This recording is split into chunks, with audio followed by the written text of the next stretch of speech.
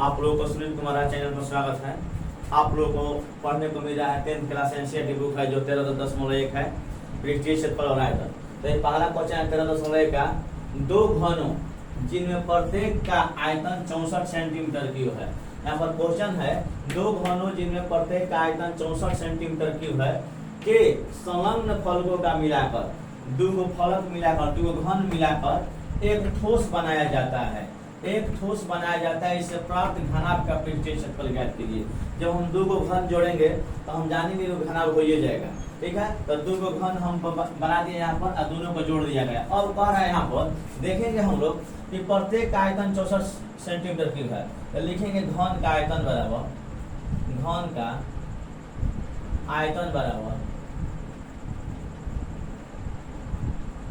64 centimetre cube है। 64 centimetre cube है। तो घन का आयतन का क्या सूत्र होता है? घन का आयतन का होता है ए क्यू बराबर ए क्यू यानी भुजा क्यू। घन का आयतन का होता है भुजा क्यू। तो भुजा का हम मान रख दिए, तो ए क्यू बराबर का हो जाएगा हम लोग का 64। तो ए बराबर हम लोग का हो जाएगा 64। यहाँ हम लोग का 3 गया क्योंकि हम का इसका निकाल रहे हैं, हम इसका घातांक निकाल रहे हैं। तो का 64 का हो जाएगा 2 दूनी का 4, 4 दूनी का 8, 8 दूनी का 16। 64 यहाँ लिख देते हैं 64। अब क्या करेंगे ए बराबर 64, 4 का 16, 16 का क्या हो जाएगा 64, यानी 3 बार गया।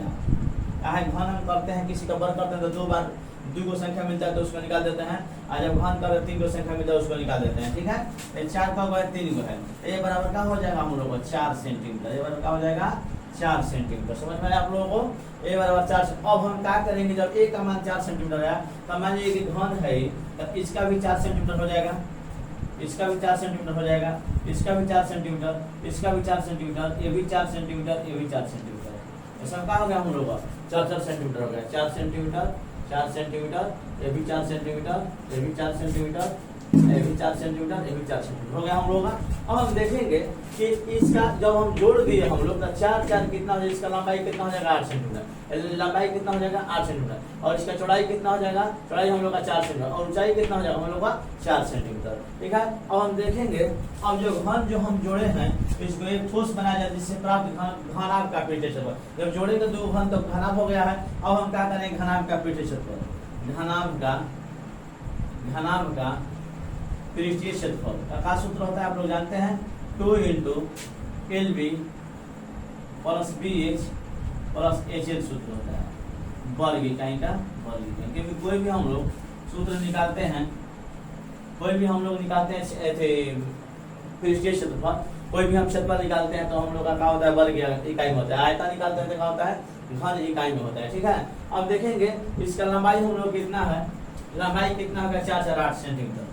तो 2 का 2 जो परिणामी घनाभ हम लोग का बना, जो हम लोग का परिणामी घनाभ बना तो क्या हो जाएगा 2 घन वाला 4 सेंटीमीटर 4 सेंटीमीटर, इसका लंबाई कितना हो जाएगा 8 सेंटीमीटर। हम लोग ए को लंबाई मानते हैं, बी को चौड़ाई मानते हैं। ठीक है, बी को चौड़ाई, एच को हम लोग ऊंचाई या लंबाई, और इसको ऊंचाई प्लस लंबाई। ठीक है, LB + BH + HL माने एल पर लंबाई, लेंथ मीन्स लंबाई, ब्रेथ मीन्स चौड़ाई, और हाइट मीन्स का होता है ऊंचाई होता है। तो लंबाई इंटू चौड़ाई प्लस चौड़ाई इंटू ऊंचाई प्लस ऊंचाई इंटू लंबाई सूत्र होता है हम लोग का घनाभ का। तो 2 इसका मान का हम लोग का है, एल का मान का है हम लोग लंबाई कितना हुआ 8 सेंटीमीटर, 8 गुना का गुना, बी का मान का है 4 और 4 के 32 हो गया, आई बी का मान है 4, एचओ का मान का है 4। कैसे ऊंचाई भी उतना है और इसका चौड़ाई भी उतना है, चौड़ाई भी उतना है हम लोग का ऊंचाई भी उतना है। ठीक है, लंबाई हम लोग का जो है जोड़े हैं तो 4 4 8 हुआ है, और प्लस एच का मतलब एच का मान ऊंचाई का 4 और लंबाई हम लोग कितना है जोड़े हैं तो 4 4 8 सेंटीमीटर, 8 सेंटीमीटर स्क्वायर। अब क्या करेंगे 2 का 2 इंटू का इंटू, और 4 के 32 का 32 प्लस 4 का 16 का 16 फिर और 4 का 32 का 32 सेंटीमीटर स्क्वायर।